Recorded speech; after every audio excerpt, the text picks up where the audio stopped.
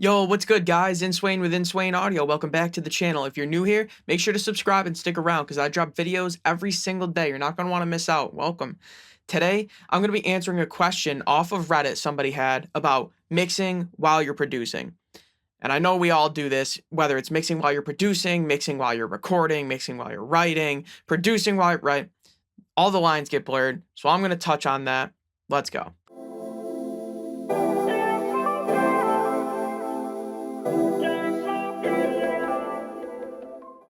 All right, so this person said, should you mix while you produce? So I'm an audio engineer. I've been one for about 5 years, and about 3 years ago, I fell in love with music production. Sounds familiar, right? And that's what I was getting at. But yeah, what the title says is my question to you all, because I mix while I produce. Okay, so there's a lot of ways I can approach this. There is no right or wrong answer. Let me just start with that. He says he mixes while he produces.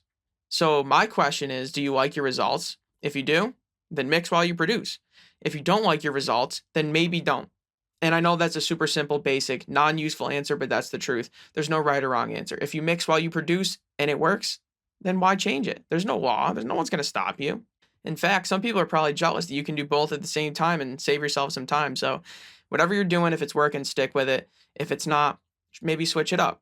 And if you're bored and burnt out, maybe that's another reason to switch it up too, because then it can make it more interesting again. But yeah, if you're getting good results, no need to switch it up. But more generally speaking, I would say it's usually not the best idea to mix while you produce. The more you can separate each step of the process, even if you're doing them all yourself, the more you can separate them, the better. When you're in producer mode, just produce. Focus on getting all the production done and then mix, get all the mixing done, and then master, get all the mastering done. Don't master while you mix. Don't mix while you produce.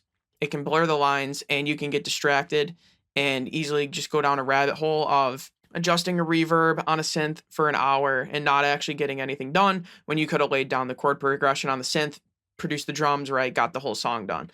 So generally speaking, I would say no, try to separate them, focus on one thing, move to the next. Now, this isn't a hard yes or no, like an entirely true thing, because some part of producing is sound design, right? Which is where it kind of blurs the line with mixing. Like I was talking about a reverb on a synth, like that could be integral to the sound of the synth, and that's more sound design. Whereas in a mix, you might just put like a little bit of reverb on it to seed it in the mix. Those are two of the same things, putting reverb on a synth, but they're serving a different function. So I kind of view them differently. In situation A, it's kind of more sound design. I would say that's probably more okay to do while producing because it's core and integral to the part of the sound of the synth. So that's part of production. Whereas the latter, where you're just sitting it in the mix, I would say maybe save that for when you're mixing. And that's just an example, whether it's a distortion on your drums. Is it just a slight distortion for a mix to cut through? Then maybe save it for mixing. Is it like you're making crunchy drums as part of the song? Maybe that's part of the production and you need to do it now while you're producing so you can hear how it sounds and design it that way. So that's where it kind of gets nuanced. I would say if the mixing, quote unquote, that you're doing is sound design, yeah, it's probably a good idea to do it while you're producing. But if it's an effect that you're doing that's making it mixing, make a mix decision, save that for mixing.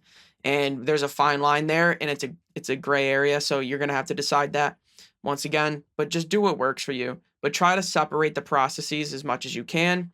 When you're ready to write, write. When you're about to produce, produce. When you're gonna mix, mix. Separate them. You'll find that you'll work much better, probably. But like I said, what works for you, and stick with it. I know when I'm producing, I'm not really doing any mixing at all. The only thing is if I'm like really trying to mangle like a loop or something, or an effect or a guitar or something, I really want to make it part of the sound. Like I need to separate this guitar loop from the verse to the chorus. So I'm doing distortion, modulation and reverb. That's kind of like a sound design thing. I'll do that while I'm producing. But when I'm mixing, that's when I'm doing like the room reverb on my drums or like the clipping on my kick or something like that, where it's not really like a sound effect. It's part of the mix. That's when I'll do that in mixing. So I hope that answers that. And you can apply this more broadly to should you write when you produce, or when you produce, should you master? All the things, try to separate them, but the lines are so blurry, it can be tough. But whatever works for you, just stick with it.